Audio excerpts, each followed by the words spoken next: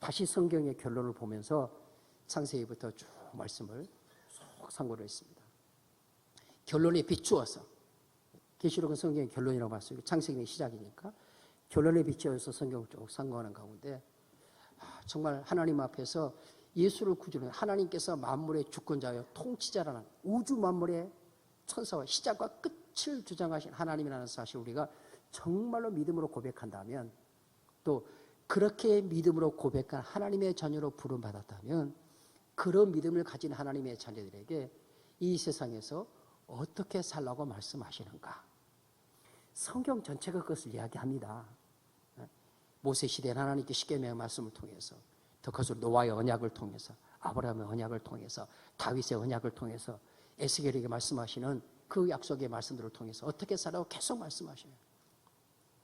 그런데 이제 이 성경의 결론을 보여준다고 말할 수 있는 계시록의 말씀에서 다시 한번 주님 다시 오실 때가 가까울수록 교회는 어떻게 살아가야 될까? 성도는 어떻게 살아가야 할까?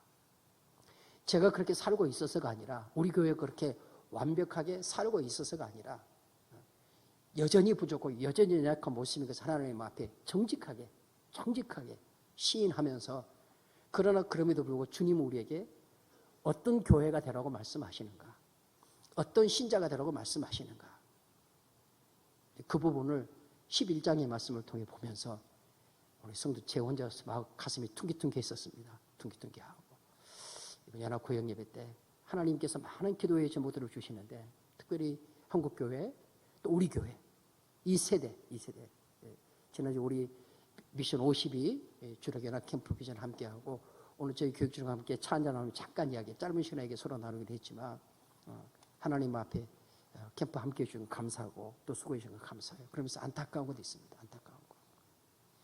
우리의 자녀들, 우리의 다음 세대들이 지금 어떤 영적인 상황, 하나님 보실 때 어떤 상황 가운데 처해 있나, 이런 걸 생각할 때 정말 하나님 앞에 기도해야 되겠다. 연합고역 예배 쉬어주지 목사님 왜 괴롭히나, 그렇게 생각하지 마시고, 할렐루야, 하나님께서 기도하자면 안 되는 그런 마음, 부족한 저희 마음 가운데 주시고, 우리 교회가 이래봬도 광주의 초기 교회 아닙니까? 아멘. 하나님께서 촛대로 이 교회를 쓰고 계신 줄로 믿습니다. 이 교회 광주에서는 그렇죠. 진리의 기도가 터로 만민의 기도하는 집을 하나님이 죄 없는 교회를 지금까지 들어 쓰셨고, 지금도 쓰시고 다시 오실 때까지 하나님께서 아름답게 쓰실 것을 믿습니다. 우리가 그 믿음을 고백하는 만큼 하나님의 말씀을 통해서 이 혼탁한 시대, 이 위기의 시대, 이 영적인 어둠의 시대, 어둠의 세대들을 향하여 우리는 어떤 교회가 되고 우리 각자는 하나님의 어떤 삶을 살아야 할까. 그래서 11장의 말씀을 통해 함께 상고하기를 원하는 겁니다. 우리가 지난주에 생각했던 잠깐 계시록 서론의 부분을 살피시면 요한계시록 크게 7부분으로 나눴어요. 학자들에 따라 의견이 다 분분한데 가장 보편적으로 계시록을 구조적으로 나눌 때 계시록 말씀 가운데 1장 1절부터 시작해 8절까지를 요한계시록의 서론 이렇게 이야기합니다. 7부분으로 나눌 때, 그 다음에 그 후로부터 시작해가지고 2장과 3장의 내용들이 7교회 이야기하죠. 7교회. 그렇죠? 그리고 또 뒤이어지는 4장부터 7장까지 내용에서는 7인에 대해 7인의 재앙을 말씀하고 계시죠. 또 8장부터 11장까지는 7 나팔, 그리고 12장부터 14장까지에서는 요한계시록의 아주 중심 주제가 되는 내용이 이 12장, 14장에 이것은 이제 다음 기회에 또 한번 살펴보도록 하겠고요. 여기에는 하나님께서 그런 그 심판과 그런 하나님의 재앙 가운데서 하나님 앞에 그 재앙에서 남겨질 자, 하나님의 남겨두신 자, 7인의 재앙과 7 나팔의 재앙 가운데 하나님이 남겨둘 자가 누구인가? 그 앞에서 그 하나님의 진노의 심판 앞에 설 자가 누구인가? 그럴 때 14만 4천을 이야기했습니다. 14만 4천은 구원받은 하나님의 백성의 무리를 총칭하는 것. 그 내용을 중심으로 해서 12장, 14장의 내용이 기록이 됩니다. 그리고 이제 그 뒤에 이어서 마지막 장으로 말씀이 쭉 이어지는 내용을 함께 말씀을 기록해가면서 다섯 번째로는 15장, 16장까지의 말씀에서 7대적, 그러니까 7인, 7나팔, 7대적. 그리고 여섯 번째가 17장부터 21장까지 마지막 하나님의 심판, 하나님의 진노의 심판에 대해서 기록하는 내용이 17장, 21장 8절, 그리고 마지막 21장 9절부터 마지막 장까지 내용이 영광스러운 하나님 나라의 성취, 하나님 나라의 완성. 이렇게 계시록에는 특별히 7 말씀드렸죠. 7교회, 7인, 7나팔, 7대접이 등장하거든요. 성경에서 요한계시록은 특별히 이 숫자의 상징성이 있죠. 7은 하나님의 숫자를 나타내죠. 성부, 성자, 성령. 그리고 또 4는 온 세상을 통칭하는데 이 둘을 다 합한 숫자가 7이라는 상징성 같습니다. 그래서 계시록도 크게 이렇게 7부분으로 7, 7, 7이 많이 등장하는데, 그래서 보편적으로 그렇게 7 구조로 나누는 것이 계시록을 이해하는 큰 흐름들입니다. 뭐 그 절대적인 것은 아닌데 학자들이 갖다 의견을 또 달리하는 사람도 있습니다. 어쨌든 그런 흐름을 가지고 오늘 우리가 말씀 가운데 오늘 11장의 말씀을 살피는데, 그런 구조 속에서 살펴보면은 아까 말씀드렸던 것처럼 앞의 내용, 여러분이 11장까지나 8장부터 11장까지 내용에는 7 나팔의 재앙을 말씀했다 그랬죠. 7 나팔. 그리고 이제 12장부터 14장까지가 계시록의 아주 중심 부분인 내용을 말씀하고 있는데, 그 12장, 11장 바로 앞에가 8장부터 11장까지 7 나팔을 말씀하고 있다고 말씀드렸죠. 그래서 여러분이 오늘 말씀 가운데서 11장 말씀을 읽으면서 바로 앞에 6째 나팔을 이야기하고 그 다음에 7째 나팔을 이야기하는 내용들로 11장 15절 이하의 말씀 속에 7째 나팔 이렇게 나오는 걸 볼 수 있습니다. 그러니까 6째 인을 떼고 중간에 삽입이 있고 7째 인을 떼고 그 다음 6째 나팔을 불고 어떤 재앙이 있을 것인가를 말씀하고 중간에 삽입이 있고 그 다음에 7째 나팔, 이런 구조로 되어 있습니다.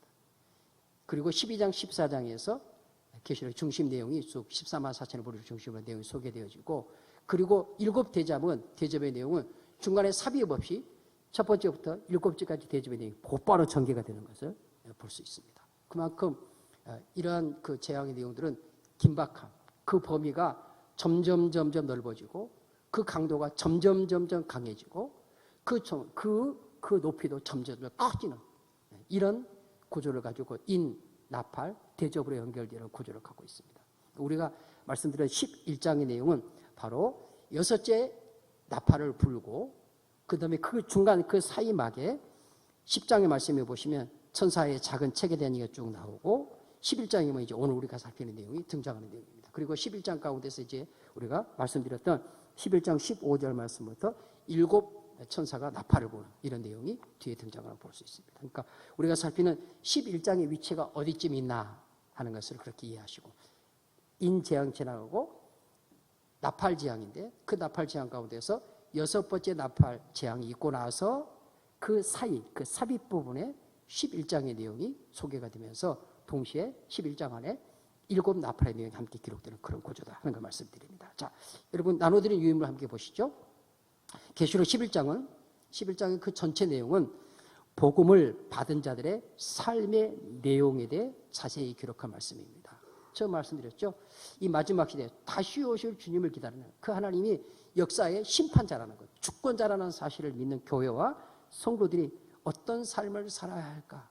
이 종말의 시대, 주님 다시 올, 우리가 말씀하겠지만 가깝고도 가까워 전보다 더 가까운 시대를 살아가는 우리가 하나님 앞에 어떤 삶을 살아가야 될까 하는 말씀이 11장의 말씀에 기록이 되어지는데, 우리 그리스도인들이 이 땅에서 무엇을 하며 어떻게 살아야 할까요 하는 내용이 11장의 전체 중심 줄거리가 되겠습니다. 자, 1번이에요. 우리 1절 2절 말씀을 같이 한번 읽습니다. 1절 2절 말씀 다 같이 시작. 또 내게 지팡이 같은 갈대를 주며 말하기를 일어나서 하나님의 성전과 제단과 그 안에 경배하는 자들을 측량하되 성전 바깥마다만 청정하지 말고 그냥 두라. 이것은 이방인에 주었은즉 그들이 그 거룩한 성을 42달 동안 짓밟으리로다. 아멘. 거기 말씀에 보면 11장의 말씀 가운데서 우리가 하나님 앞에서 이 땅에서 어떻게 살아갈지를 말씀하는 가운데 1절 2절 말씀에서 그렇게 말씀을 거기 말씀해 보시면 하나님께서 요한을 통해서 무엇을 말씀하십니까? 1절 말씀에 내게 지팡이 같은 갈대를 주며 말하기를 일어나서 하나님의 성전과 제단과 그 안에서 경배하는 자들을 뭐하라고요? 청량하라. 이렇게 말씀합니다. 청량한다 이 말은 그 헬라어 성경에서는 메트레손 이런 단어를 쓰고 있는데 그 속에는 크게 두 가지 의미가 있어요. 하나는 파괴시키기 위한 청량, 말하는 줄을 재는 거죠. 줄을 재는 갈대, 약 3m 크기의 갈대. 여기서 말하는 내 지팡이를 가지고 말할 내 지팡이 같은 갈대를 주며 이렇게 말할 때 하나님께서 요한에게 이 지팡이 같은 갈대를 주어서 말씀하시기를 하나님의 성전, 제단 그리고 그 안에서 경배하는 자들을 청량하라 이렇게 말씀합니다. 이 청량에는 두 가지 의미가 있는데 하나는 파괴하고 무너뜨리기 위한 청량입니다. 파괴하고 무너뜨리기 위한 심판하고 하나님께서 멸망시키기 위한 청량이 있습니다.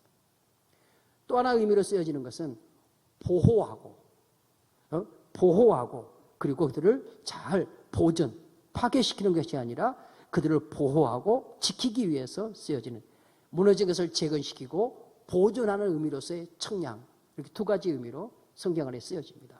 그 예를 우리 성경을 다 살펴보지는 못하지만 우리 요즘 에스겔서의 말씀 묵상하는데 에스겔서 아직 거기까지 안 나갔습니다만은 40장 22절의 말씀에 가면 에스겔에게 하나님의 성전을 청량하라는 내용이 말씀 속에 등장하라고 볼 수 있는데 그때 청량은 무너뜨리는 것이 아니라 하나님께서 그 성전을 다시 이렇게 보호하고 다시 재건할 수 있도록 하기 위하여 그 성전을 청량하도록 하신 하나님의 말씀을 통해 보게 되십니다.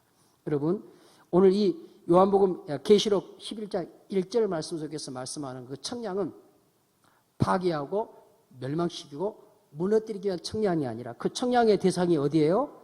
하나님의 성전, 제단 그 안에서 경배하는 자들 그렇게 말씀했습니다. 그러니까 하나님의 제단과 그리고 하나님의 성전과 그 안에서 경배하는 자들을 보호하기 위하여 지금 여러분 한참 하나님의 진노의 심판이 쏟아지고 있습니다. 7 나팔을 통해서 또 앞서서 7 인을 통해서 그럼 그 하나님의 진노의 심판 인이나 나팔과 대접을 통해 말씀하시는 것은 그것은 우리가 세대주의자들이 말하는 것처럼 나중에 우리 인생의 어떤 일정한 시기를 나누어 가지고 그런 시기마다 주어질 심판을 말하는 것이 아니라 오늘 우리가 살아가는 이 시대, 이 교회 시대 가운데 있게 되어진 하나님의 심판을 말씀하고 있는 거죠. 그러니까 그 인의 재앙은 어떤 특별한 시대에만 선포되는 나팔의 재앙, 대접의 재앙도 마찬가지입니다. 어떤 특정한 시기에만 나타나는 하나님의 심판, 하나님의 재앙을 말하고 있는 것이 아니라 주님 초림하시고 다시 오실 주님을 기다리는 그 기간 동안 이제 우리가 말씀 살피겠지만 그 시대를 가리켜 교회 시대 오늘 저와 여러분이 살아가는 이 시대 가운데서 하나님의 진노의 심판이 나팔, 나팔 순서대로니까 나팔, 대접의 재앙들을 통해서 말씀하신 그런 진노, 그런 심판이 지금 있다는 것이 지금 있다는 것. 그런 진노의 심판이 있는 가운데서 하나님께서 하나님의 성전을 하나님의 제단을 그 안에 경배하는 자들을 청량해라. 이 말씀은 그런 하나님의 진노의 심판 가운데서 하나님께서 하나님의 성전과 제단과 그 성전 안에 있는 자들을 보호하시겠다. 지키시겠다. 라는 말씀이 11장 1절 말씀에서 말씀하시는 말씀입니다. 여러분 거기 에스겔서 40장 15절 16절 참고 말씀을 제시한 40장 15절 16절 말씀을 같이 한번 보도록 하겠습니다. 에스겔 40장 15절 16절 자막 띄어졌습니까?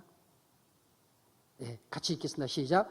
바깥문 통로에서부터 안문 현관 앞까지 쉰척이며 40장 15절 맞습니까? 40장 15절 다시 한번 시작. 바깥문 통로에서부터 안문 현관 앞까지 쉰척이며 16절 문지기가 문 안 좌우 벽에 있는 벽 사이에도 창이 있고 그 현관도 그러하고 그 창은 안 좌우편으로 벌려 있으며 강문 벽 위에는 종려나무를 새겼더라. 여러분 제가 찾은 말씀은 조금 다른 말씀인데 제가 성경을 확인하겠습니다. 제가 이 타이핑을 잘못했을 수 있습니다. 죄송합니다. 에스겔서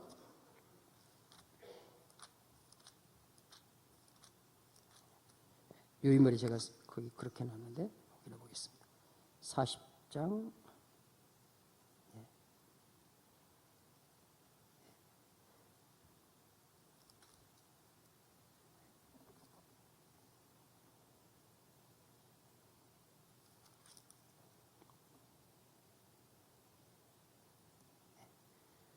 예.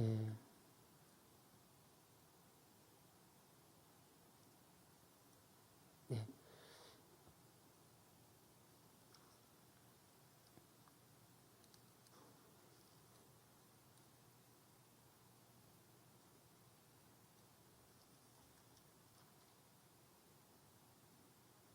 예. 예. 거기 말씀이 제가 잘못 타입했는데 42장 15절 16절입니다. 그게 이제 청량과 관련된 부분들인데 쭉 연결되는 거거든요. 42장 에스겔 42장 15절 16절입니다. 한 번만 더 해주십시오. 한 번만 더. 42장 그렇죠. 예, 찾아놓으셨네요. 같이 읽겠습니다. 시작. 그가 안에 있는 성전 청량하기를 마친 후 나를 데리고 동쪽을 향한 문의 길로 나가서 사방을 청량하는데 16절 그가 청량하는 장대 곧 그 장대로 동편을 청량하니 500척이요. 여러분 거기 말씀해 보시면 그가 그 안에 42장 15절 10, 여러분 유물에 40절로 되어 있는데요. 40장으로 되어 있는데 42장입니다. 42장 그가 안에 있는 그 성전을 선흥전을 청량하기를 마친 후에 나를 데리고 동양한 문길로 나가서 사면 담을 청량하는데 그 청량하는 장대 곧 그 장대로 동편을 청량하니 동편을 청량 500척이요. 여기서 말하는 이 장대 이것이 히브리어로 카네라고 말하는데 이것은 갈대. 우리가 조금 전에 이 계시록 1장에 말씀해 왔던 지팡이 같은 갈대를 주며 말하기를 그랬잖아요.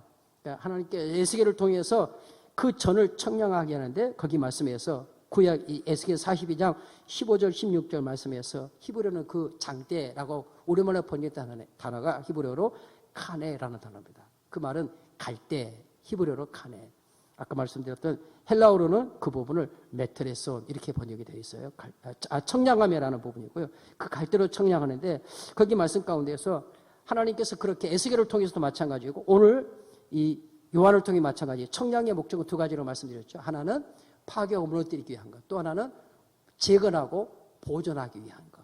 에스겔에서 이 요한계시록의 말씀 속에서 청량은 하나님께서 재건하고 다시 일으켜 세우기 위해서 그 심판 가운데서 그 나팔과 그리고 그 인의 심판 가운데 하나님께서 다시 일으키기를 원하시는 제단, 성전, 하나님의 백성을 위하여 하나님이 청량하도록 명령하고 계시는 말씀이 거기 말씀이 기록이 되어집니다. 말씀 보시는 것처럼 이러한 성전, 하늘의 성전, 이것은 무엇을 의미하는 것이겠습니까? 성경에서 말씀하고 있는 것처럼 그것은 바로 오늘의 교회를 말하고 하나님의 백성은 요한복음 말씀 속, 계시록의 말씀 속에서 요한의 시대 하나님의 백성을 말할 뿐만 아니라 오늘 저와 여러분을 말씀하고 계시는 것 믿으시기를 주의 이름으로 간절히 소원합니다. 하나님께서 요한을 통해서 그 성전을 청량하라고 말씀하시는 것은 오늘 하나님께서 이 땅에 핏값으로 오신 하나님의 교회를 하나님께서 어떤 원수마귀 사탄의 공격 가운데서도 어떤 하나님의 진노의 심판 가운데서라도 그 성전을 지키시기 위해서 청량하신다. 하나님의 자녀들을 보호하시기 위하여 혹시 쓰러지고 넘어졌을지라도 다시 일으키시기 위하여 하나님께서 그 하나님의 성전을 청량한다. 이렇게 말씀하고 계시는 겁니다. 그 말씀은 하나님 자신이 친히 마치 느헤미야를 통해서 하나님께서 무너진 성벽을 재건하게 하죠. 느헤미야가 재건했습니까? 포로에서 돌아온 이스라엘 백성들이 재건했습니까? 에스겔이 재건했습니까? 아닙니다. 그 성벽을 재건하게 하시는 분은 여호와 하나님이십니다. 이스라엘의 주인 되신 하나님이시죠. 하나님께서 아하수르의 왕의 마음을 움직이는 겁니다. 하나님께서 군대를 동원시키고 방해하는 산발락과 도비아와 같은 자들의 그 음흉한 괴계를 물리치시는 겁니다. 그렇게 해서 하나님께서 친히 모든 상황과 환경을 조성하여서 그 성벽을 재건하게 하신 걸 볼 수 있는데 하나님께서 친히 하나님의 교회는 주님의 몸이니까 하나님의 그 울타리가 되시고 또 이 땅에서 하나님의 자녀, 하나님의 백성으로 살아가는 자들을 끝까지 지키시고 보호하시겠다는 것이 오늘 요한을 통해서 11장 1절에서 말씀하고 계시는 주님의 말씀이 가르칩니다. 성전도 그 성전에 드리는 제단 곧 예배도 예배를 드리는 하나님의 백성도 누가 지키신다? 하나님이 지키신다. 하나님이 보호하신다. 믿으시면 아멘. 하나님 그렇게 하실 것을 분명히 말씀하시는 겁니다. 여러분 이렇게 말씀하시는 까닭은 뒤이어 여러분 2절 말씀 같이 마시고 2절 말씀 다시 읽어볼까요? 시작.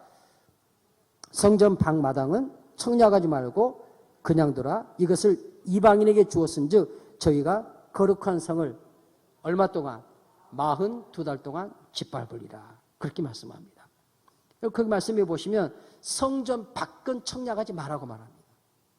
성전 안은 청량해라. 제단을 청량해라.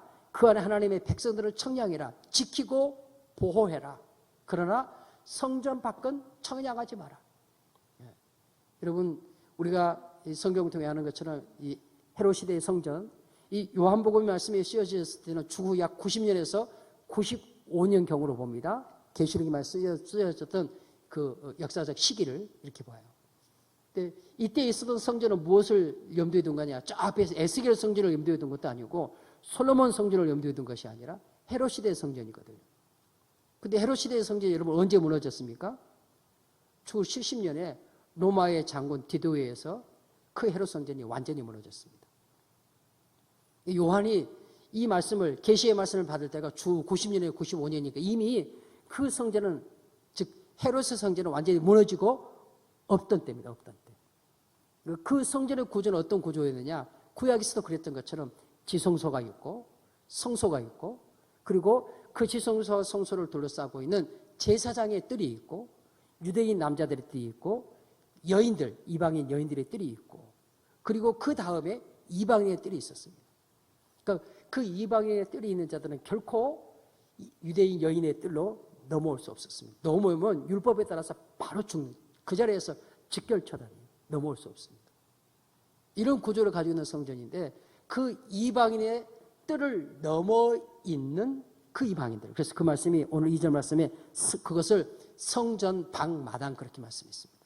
그 성전 방마당은 청량하지 말고 여러분 청량하지 않는다는 건 무슨 말씀이겠습니까? 그대로 인과 나팔과 대접의 재앙 심판을 통해 쏟아지는 그 심판 가운데 그들을 그대로 노출시키는 겁니다. 그대로 내버려 두시겠다는 겁니다.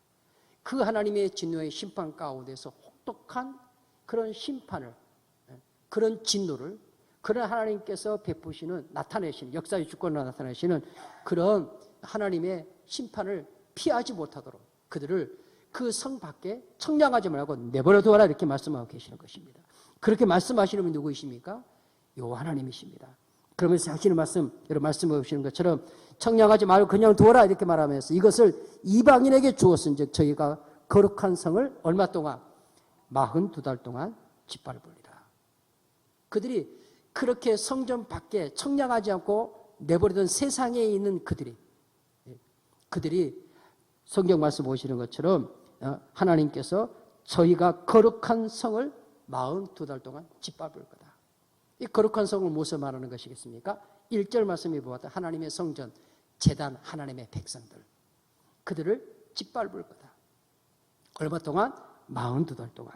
여러분 성경 말씀 가운데서 이 42달 이 부분 일정한 기간을 이야기한 이 42달 이 부분은 다른 말로는 3년 반 동안 또 여러분이 그것들을 날짜로 이렇게 환산을 해서 1290일 이런 날짜로 환산을 해가지고 성경을 통해 나타나고 있는 것을 볼 수 있습니다. 이 하나님께서 그 기간 동안 그것들을 짓밟아 내버려 두어라 이렇게 말씀하시는 겁니다. 여러분 이런 하나님께서 일정 기간 42달 동안 이방인들이 하나님의 성전을 거룩한 하나님의 성전을 짓밟도록 내버려 두어라 라고 말씀하시는 것은 우리 주님 다시 오실 때까지 이 땅에 있는 교회와 제단과 하나님의 백성들이 그 하나님의 거룩한 제단을 회방하고 방해하는 자들로부터 끊임없이 공격받을 것을, 끊임없이 괴롭힘을 당할 것을, 끊임없이 그 대적의 세력들이 교회를, 성전을, 하나님의 자녀들을 핍박할 것을 말씀하시는 말씀입니다. 계시록을 해석하는 가운데 리처드 보크함이라는 신학자가 계십니다. 이분이 이 부분을 설명을 하면서 그렇게 설명을 했습니다. 여기서 말하고 있는 성전 안은 무엇을 말하고 성전 밖은 무엇을 말할까? 성경에 오늘 본문의 말씀이 기록하고 있는 것처럼 헤롯 성전에 있는 그 성전 뜰을 물리적으로 설명하는 의미에서 예루살렘 성전 뜰, 이방인의 뜰을 포함한 그 성전 뜰 안에 있는 자들, 또 세워진 그 성벽 밖에 있는 자들 단순히 의미하는 것일까? 1차적인 의미일 수도 있다. 그러나 더 중요한 영적인 의미는 하나님의 백성들이 이 세상의 삶을 사는 동안에 성도들이 갖고 있는 외적인, 내적인 문제들을 가리키는 거다. 특별히 우리가 고린도서 3장 16절 말씀에서 보시는 것처럼 성경은 우리를 가리켜서 하나님의 성전이라고 말씀하거든요. 믿습니까? 너희가 거룩한 하나님의 성전이다.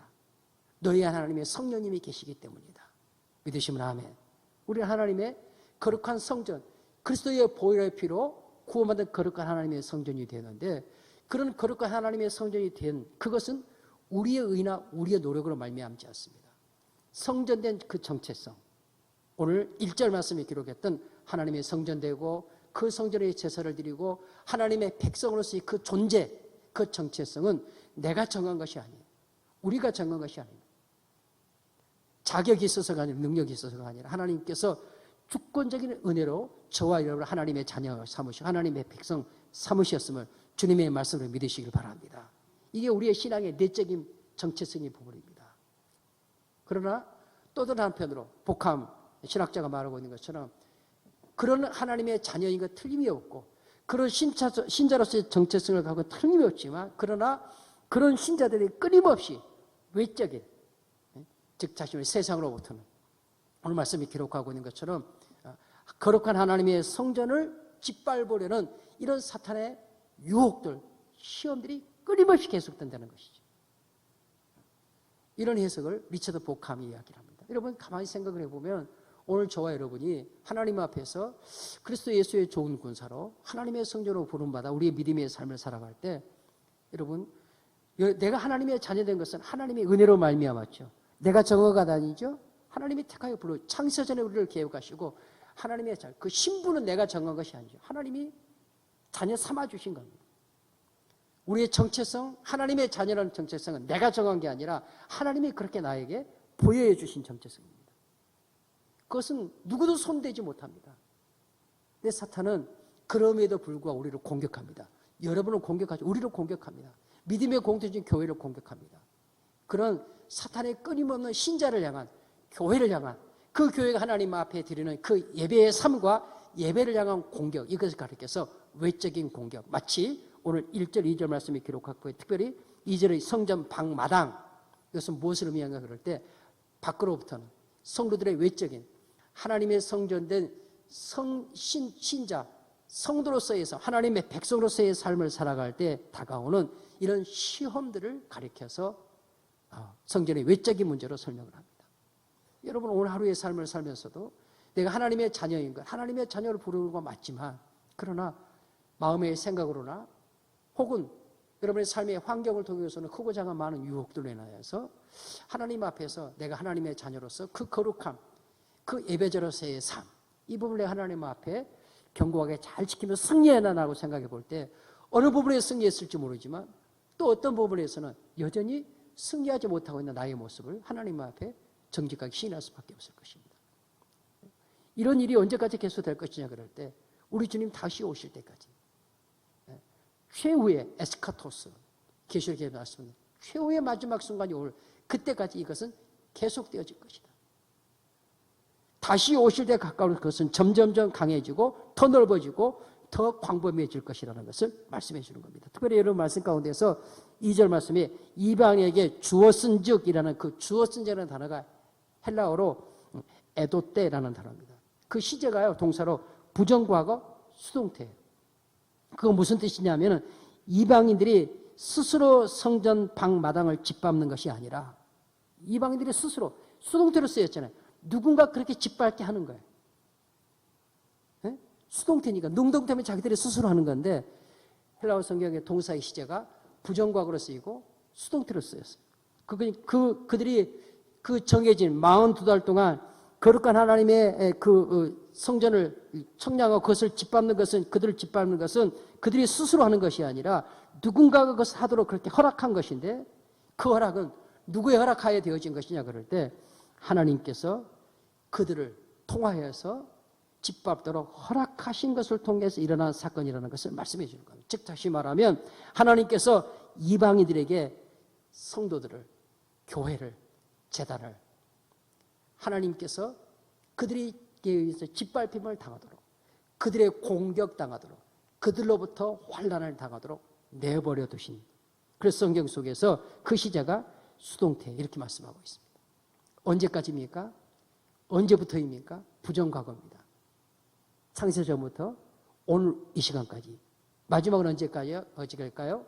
주님 다시 오실 그때까지. 그래서 개인적으로는 성전된 성도로서 하나님의 삶을 사는 동안에 우리 육체의 삶이 맞춰질 때까지 그 시험은 끊어지지 않습니다. 우주적으로도 우리 주님이 다시 오실 그날까지 그 시험은 끊어지지 않습니다. 하나님께서 이런 심판 가운데 교회를, 하나님의 백성들을, 우리의 드리는 예배를 그들에게 짓밟힘을 당하도록 그렇게 내버려 두시는 까닭이 무엇입니까? 그것은 바로 하나님께서 교회를 교회되게 하게 하여, 성도들을 성도되게 하기 위하여.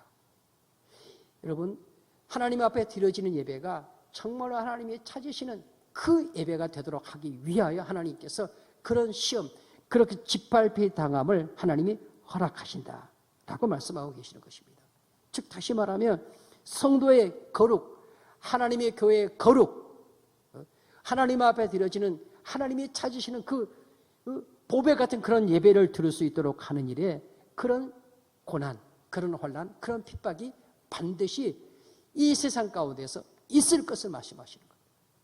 그래서 하나님 앞에서 거룩한 하나님이 신자로서의 삶을 살아가고 할 때 끊임없이 하나님, 내가 하나님의 자녀로 부름받았고 하나님이 역사의 주권자니까 그런 원수마귀사도 한 칼에 없애버리시고 그런 시험과 환난도 한숨에 면해버리시 하나님께서 왜 그대로 내버려 두시는 것입니까? 우리 구약의 역사를 통해 살피시면 하나님께서 이스라엘의 가나안 땅에 주겠다고 약속했으니 그냥 하나님 단번에 뭐라고 40년을 거치게 합니까?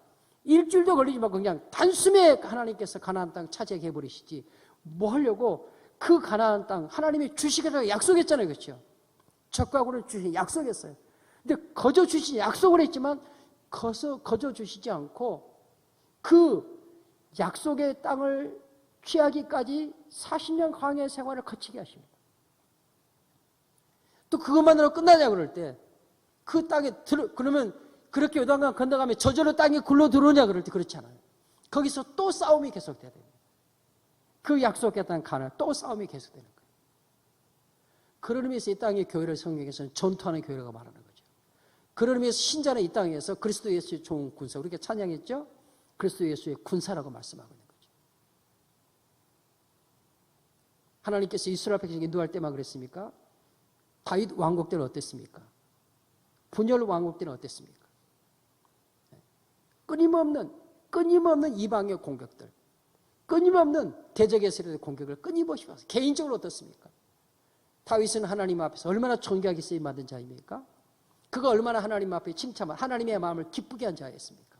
그러나 그렇게 하나님의 마음을 기쁘게 하는 자인가 하면 또 다른 한편에서는 말할 수 없는 시험과 환난 가운데 있었습니다. 고난 가운데 있었습니다. 자기 지은 죄 때문에 그랬고 밖으로 없던 시험, 자기 아들을 통해서도 그랬고 사울을 통해서도 그랬고 솔로몬 어떻습니까? 솔로몬이야말로 정말로 이 세상에 어떤 왕도 누리지 못했던 그 하나님의 축복을 누린 사람이니까 틀림이 없지만 그러나 그 죄로 말하면 솔로몬의 죄가 다윗보다 결코 적다고 말할 수 없습니다. 초반전에는 하나님의 앞에서 잘 순종히 나라를 다스렸지만 나중에는 하나님의 말씀 불순종하고 이방 여인과 결혼하고 정략적인 정치인 전략으로 해서 계략적으로 말이에요. 그러면서 열방에 있는 온갖 우상들이 하나님의 성전을 차지하게 되어지고 하나님 내버려 두지 않죠. 솔로몬의 그런 죄악으로 인해 나라가 둘로 나눠지는 건 아닙니까? 그리고 마침내 그 죄의 결과로 그 왕조들 19왕조가 북이스라엘에 진행이 되고 20왕조가 남유다에 전개되지만 마침내 멸망합니다. 마침내 멸망합니다. 그런 면에서 보면 솔로몬이 다윗보다 나으냐? 성경은 그랬거든요. 왜 다윗에게 성전을 짓는 것을 허락하지 않습니까? 네 손이 피 흘렸기 때문에 그러거든요. 여러분, 다윗의 손이 피 흘렸기 때문에 성전을 하나님께서 허락하지 않은 것입니까? 그런 이유로 말하자면 솔로몬도 허락하면 안 됩니다. 솔로몬도 다윗보다 더 험악한 죄를 지은 사람이잖아요. 하나님께서 허락할 적에 허락하시고 허락하지 않을 적에 허락하지 않은 것은 그 사람이 가지고 있는 윤리적이나 도덕적이나 그 상황이나 환경을 보고 하나님 허락하시는 것이 아니라 하나님 자기 기쁘신 뜻대로 허락하신다는 사실을 성경이 말씀하는 거예요. 솔로몬이 다윗보다 윤리적으로 더 나았기 때문이 아니에요. 하나님을 더 잘 섬겼기 때문도 아닙니다. 더 열심히 했기 때문도 아니에요. 하나님이 그렇게 하시고자 하신 대로 하시는 것입니다.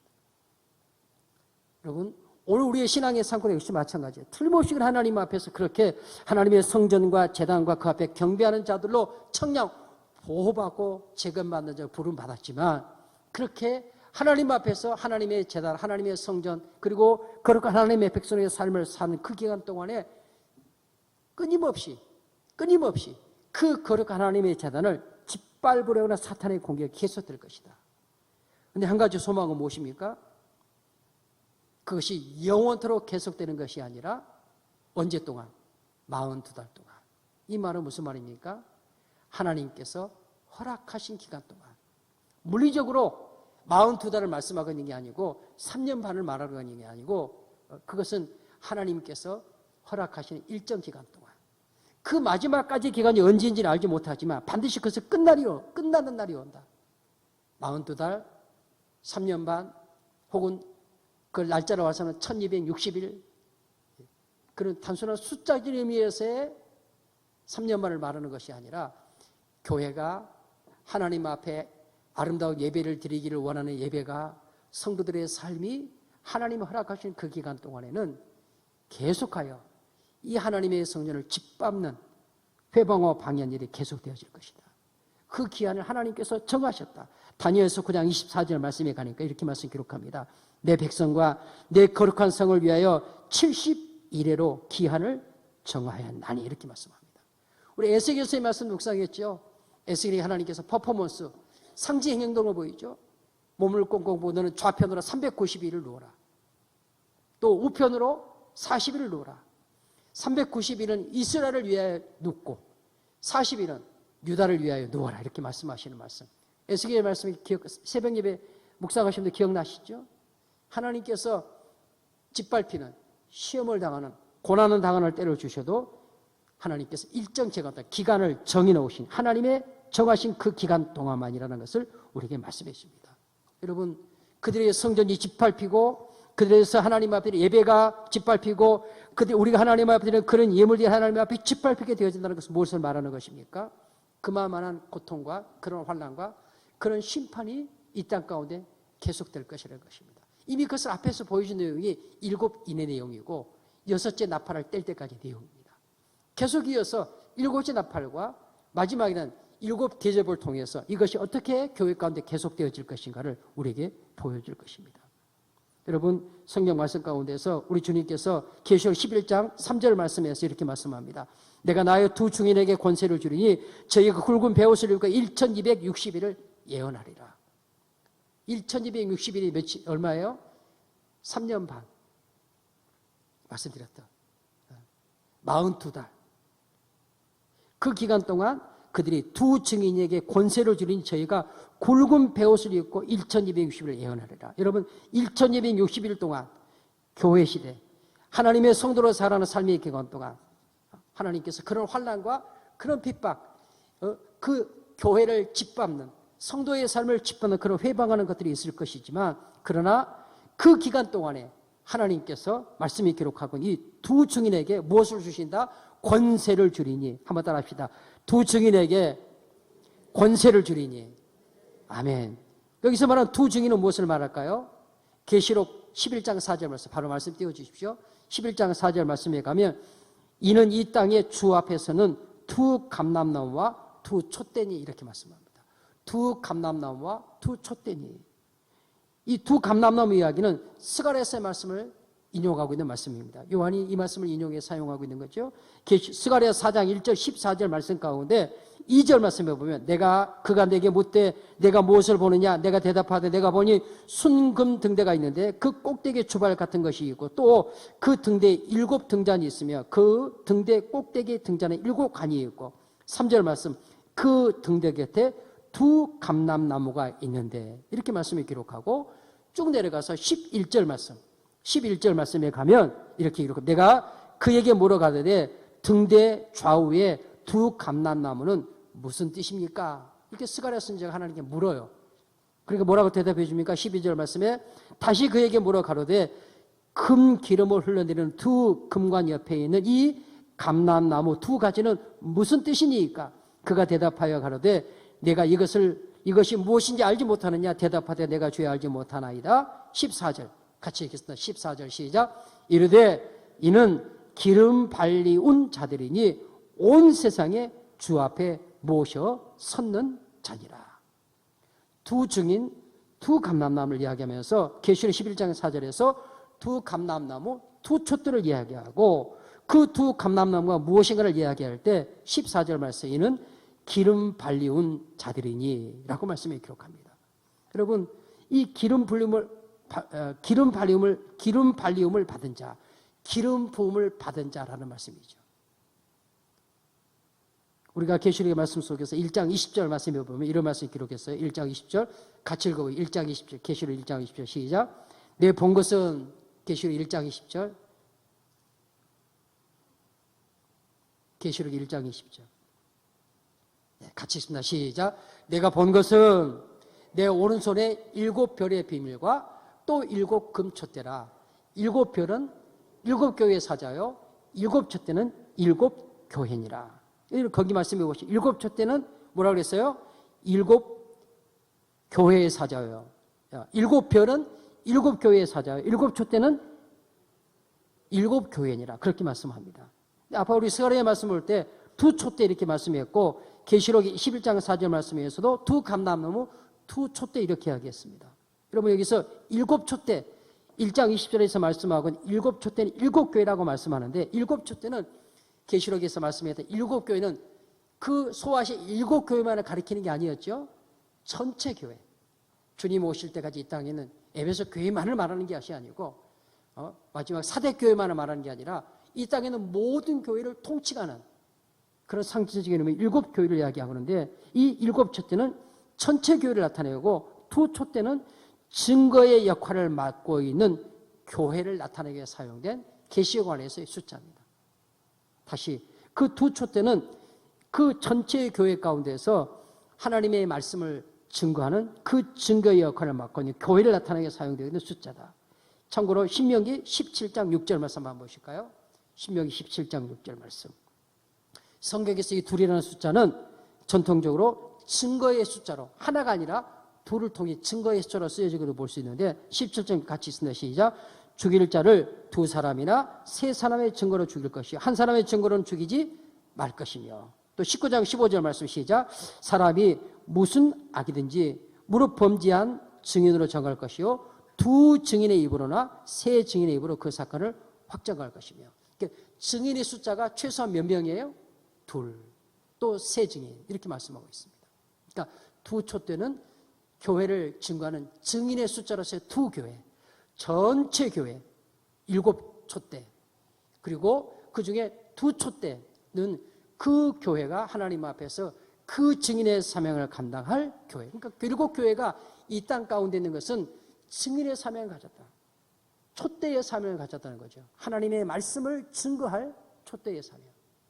그것은 전체 교회, 곧 다시 말하면 오늘 이 자리에 함께한 예수 그리스도를 구주로 믿어 하나님의 성전된 저와 여러분을 총칭하는 거다. 총칭하는 거. 보이는 건물 교회를 말하는 게 아니죠. 예수 그리스도의 피값으로 세우신 교회. 주는 그리스도시 살아계신 하나님의 아들이시라고 고백한 그 교회, 그 교회. 하나님의 성령을 모신 하나님의 성전된 교회. 그 모든 교회를 통칭하여 7 촛대 7 교회. 두 촛대는 그 교회에게 주어진 증인으로서의 사명. 모든 교회에게, 모든 하나님의 백성에게 오늘 하나님 앞에서 예수를 구주로 고백하고 거룩한 하나님의 성전으로 부분한 저와 여러분에게 주어진 사명은 뭐냐? 두 촛대의 사명이다. 두 촛대는 뭘 말한다고요? 증인의 사명.